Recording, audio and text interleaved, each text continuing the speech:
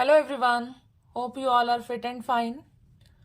हमने अपनी पिछले वीडियो में सीखा था कि इंग्लिश शॉर्टहैंड में 24 कॉन्सोनेंट्स के लिए स्ट्रोक्स कैसे बनाए जाते हैं, उनकी साउंड्स क्या होती हैं, उनकी डायरेक्शंस क्या होती हैं, उनकी प्लेसमेंट्स वगैरह। इस वीडियो में वॉवल्स में हम सीखेंगे कि वॉवल्स क्या होते हैं, कितने टाइप के होते हैं, एट्सेट्रा। तो स्टार्ट करते हैं। वॉवल्स होते हैं 12 इंग्लिश शॉर्टहैंड में।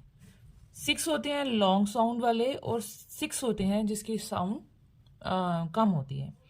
लॉन्ग साउंड्स में कौन से आते हैं देख लेते हैं। इसमें आते हैं ए एच, आ, ए, ई, ओ, ऊ। इसको लॉन्ग साउंड वॉवल्स क्यों कहते हैं? क्योंकि जब हमारे कुछ किसी चीज़ को बोलने के लिए हमारा मुंह ज़्यादा खुलता है या उसे बहुत लंबा बोलना पड़ता है तो वो लॉन्ग साउंड में आएंगे। जैसे ए एच का एग्जाम्पल, मैं इसके सबके एग्जाम्पल्स भी आपको देती हूँ तो सो दैट आपको क्लियर हो जाए। आ, जैसे कि जिसमें आ की मात्रा की साउंड आती है हिंदी में, लाइक काम, फार। अगर हम इसको हिंदी में लिखें तो फ को आ की मात्रा र, फार लिखा जाता है। तो जब हमें इस तरह की साउंड फील होगी तो हम इसके लिए ये वाला वॉवल लगाएंगे। ए, इसमें साउंड जैसे सुनाई दे रही है उसी तरह होगी जैसे कि पे, जिसमें ए की साउंड आ रही है, पेल। ई का एग्जाम्पल है टी, ईच, लंबी आवाज आ रही है और मुंह ज्यादा खुलता है इसको बोलने के लिए। ओ, जैसे कि ऑल, डॉल। हालांकि इसमें ए लगा है, ऑल, डॉल में ओ लगा है, लेकिन बोलने में दोनों की साउंड सेम आती है तो दोनों में सेम वॉवल यूज होगा। क्योंकि इंग्लिश शॉर्टहैंड में हम राइटिंग पर नहीं जाते, हम देखते हैं कि उसको बोलने में साउंड क्या आ रही है। इसी तरह ओ, जैसे कि कोल, इसमें ओ और ए लिखा है लेकिन कोल और जोक को बोलने में सेम साउंड आती है तो सेम वॉवल लगेगा। ऊ, जैसे कि इसका एग्जाम्पल है टू, शू, लिखने में अलग है लेकिन बोलने में ये बिल्कुल सेम है। इसी तरह हम चलते हैं शॉर्ट साउंड वॉवल की तरफ, जिसको बोला जल्दी जाता है, मतलब उसको बोलने में हमें टाइम कम लगता है। इसके एग्जाम्पल है, इसमें ए लिखा है, ए तो इसमें भी है, ए इसमें भी है, इसमें डिफरेंस क्या है?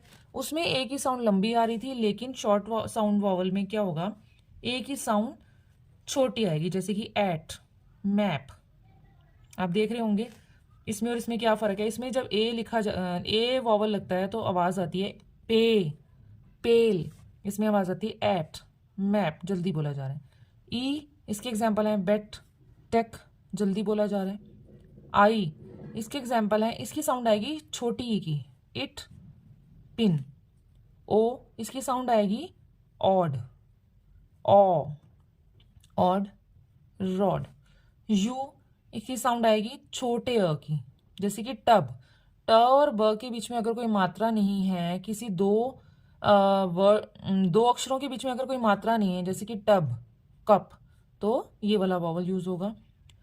डबल ओ, इसमें भी है उसमें भी है लेकिन दोनों की साउंड में फर्क है। इसमें जैसे था टू, शू, इसमें है बुक और टुक।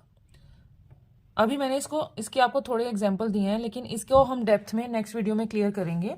अभी आगे समझ लेते हैं कि वॉवल साइंस कौन से होते हैं।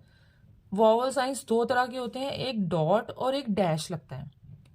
जब हमें आवाज हैवी लगती है तो हम डार्क ये लगाते हैं डॉट या फिर डैश लगाते हैं। अगर उसकी आवाज लाइट आ रही है तो लाइट डैश और लाइट डॉट लगता है।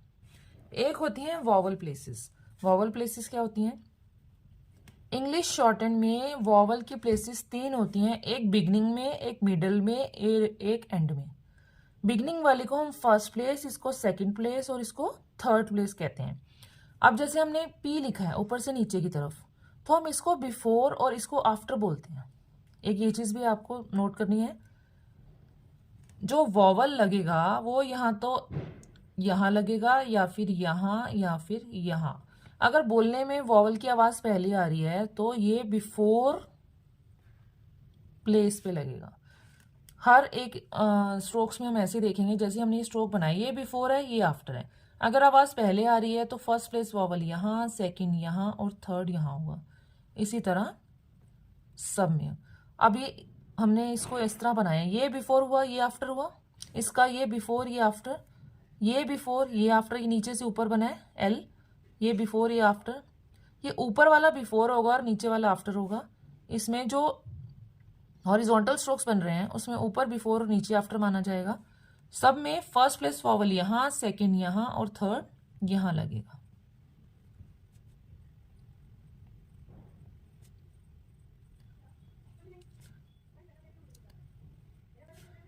होपफुली आपको समझ आ रहा होगा कि मैं आपको क्या समझाना चाह रही हूँ। शुरू में ये आप जब आप लैंग्वेज स्टार्ट करेंगे तो आपको थोड़ी सी प्रॉब्लम आएगी समझने में, लेकिन जैसे जैसे आप आगे देखते जाएंगे, समझते जाएंगे, तो आपको क्लैरिटी बढ़ती जाएगी।